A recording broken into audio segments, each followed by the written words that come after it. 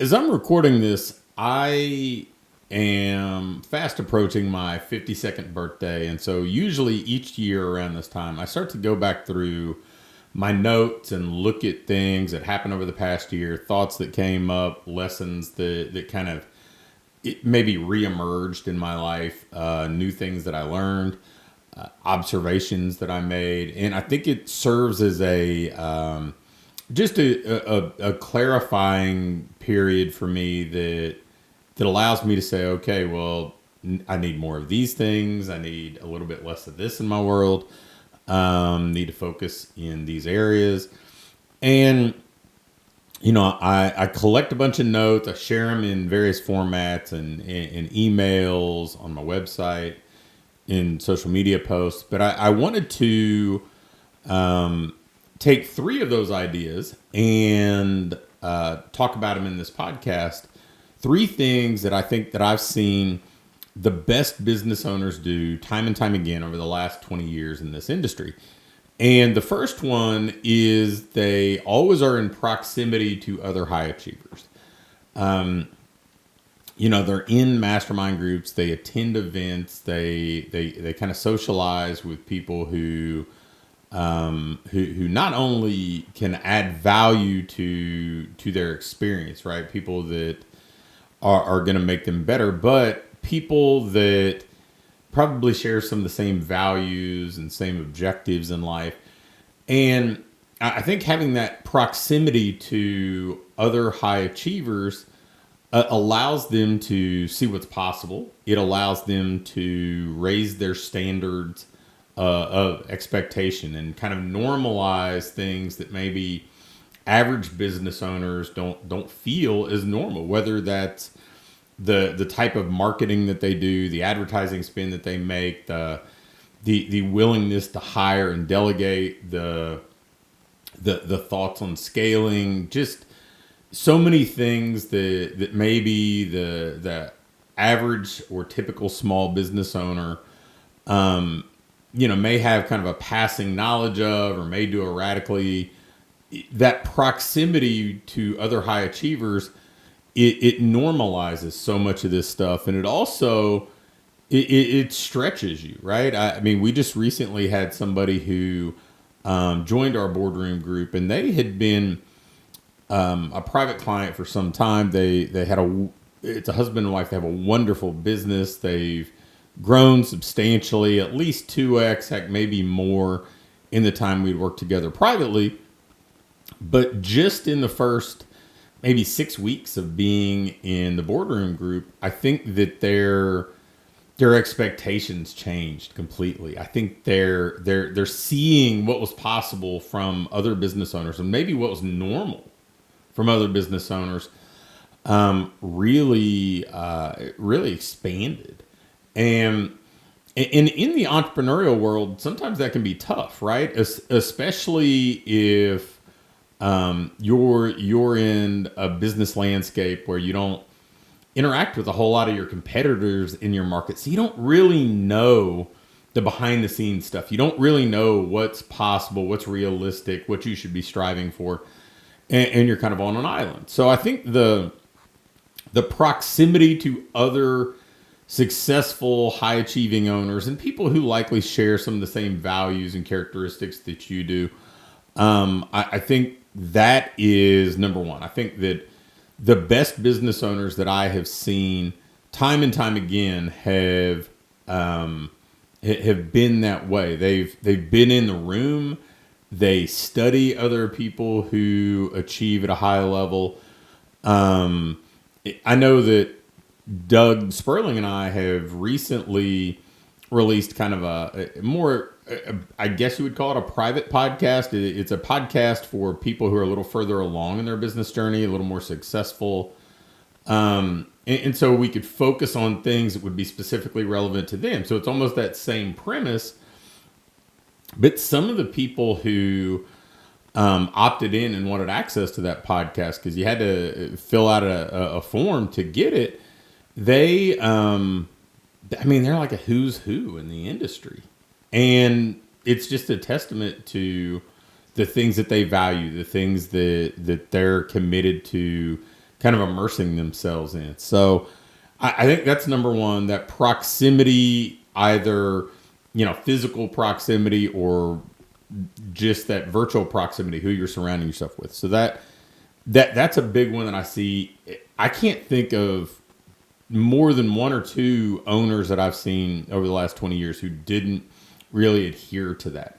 The second is just a deep focus on the fundamentals.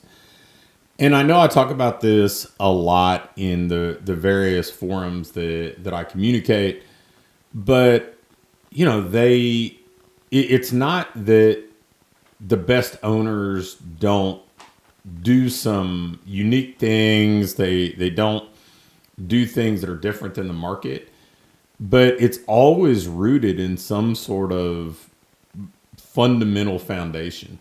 They're consistent with all the things that matter, whether it's marketing or staff training or the way that they try to deliver the programming or create the experience for clients. They are just always good at that stuff. And strangely, when I look at people who may not have ascended to that high performer kind of level, it's not that they're unaware of these things. It's not that the idea of having a monthly marketing plan that you're consistent in executing is foreign to them.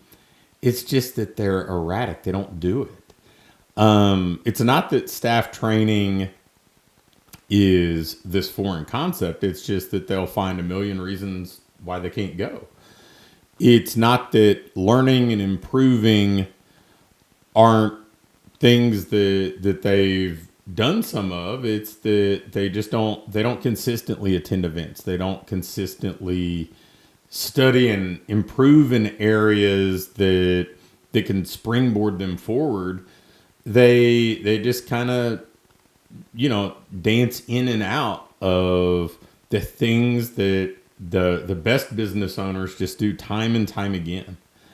I have known people who in our industry have just been really, really consistent for, a decade and a half. It just doing great work, being, a recognized pillar in their community, following up and putting out, great, valuable educational content and demonstrating how they can help, over and over and over.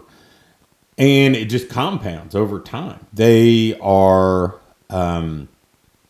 just amazing at looking at that kind of compounding effect and just going day after day or week after week and committing to doing good work and often great work. And it's not that they're chasing, how do I master the latest, greatest social media fad, or how do I reinvent my training program because I went to this one seminar. It's that they're always aggregating ways to improve and just stacking things on layer after layer to build a better business.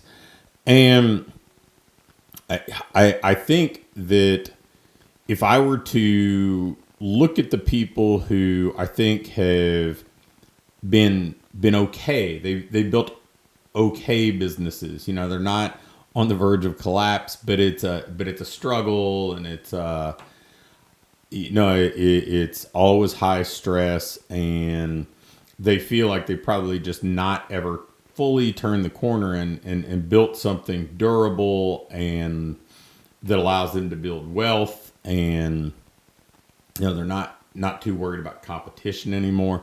They've not gotten to that point yet. It's not that they didn't know. It's that they just didn't adhere to the fundamentals and focus on them over and over and over until, they had created so much separation from all the average businesses in their market that there was never going to be an opportunity for that average business to fully catch up. And then the third thing that I'll talk about with kind of a common characteristic or common trait of the best business owners is they think more like a real investor and less like a day trader. They, I don't think that the best business owners just are expecting an immediate ROI from everything that they do. They're expecting long-term returns. They aren't just going to change everything on a whim, but they're going to study new things and learn how to stay one step ahead. But they're going to think them through, and they're going to kind of stress test them and make sure that they merit becoming an integral part of a business. They think much more like a Warren Buffett than some penny stock day trader in that approach. And it's like, okay, I'm going to build these things into my business and hold them long term. And the only way that I'm going to discard those things is if I find a better way.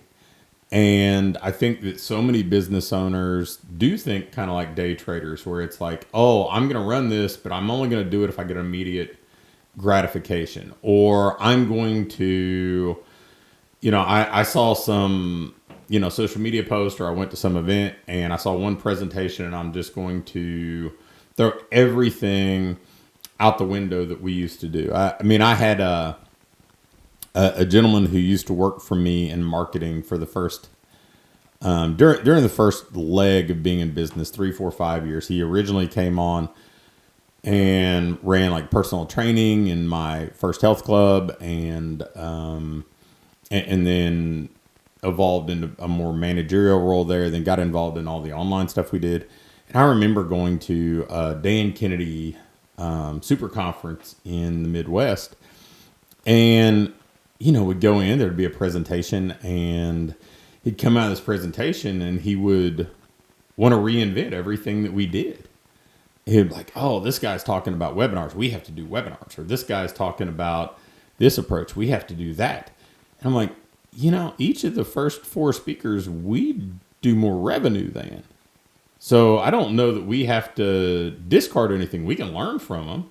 We can see if it fits our model, but we're not going to just discard everything we do and take a flyer on something else. But you see a lot of people who are just looking for that magic bullet, that one kind of quick hit that they think is going to transform everything, even though it contradicts everything that they teach as a coach, right? It contradicts everything about what they teach when it comes to exercise and nutrition and recovery and building a lifestyle that leads to long-term results and better health.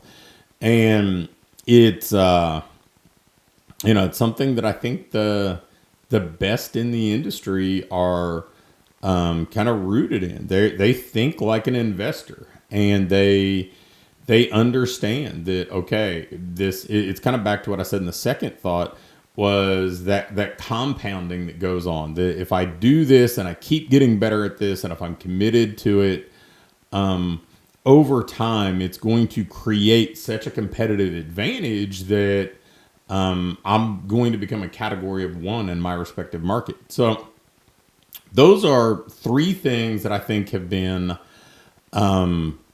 just separators, but common characteristics of these high achieving business owners.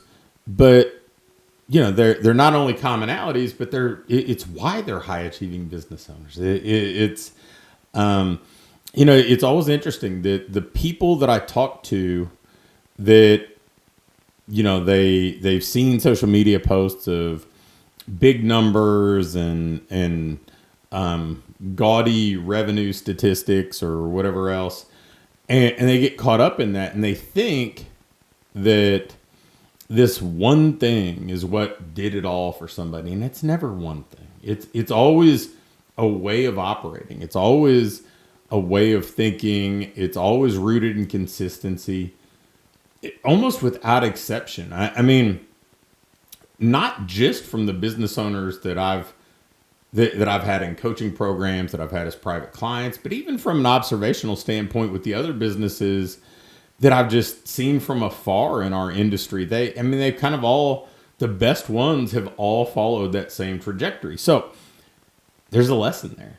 If you want to build a great business that is a great business 5 years from now, 10 years from now, maybe 15 years from now as well, then focus on the things that I just talked about and start to discard, or at least stop paying attention to all that shiny object stuff. And if you do, you're going to find yourself starting to reap some of the rewards of that consistency and that compounding. And before you know it, you're going to have the best business in your market, just like the people that I'm talking about.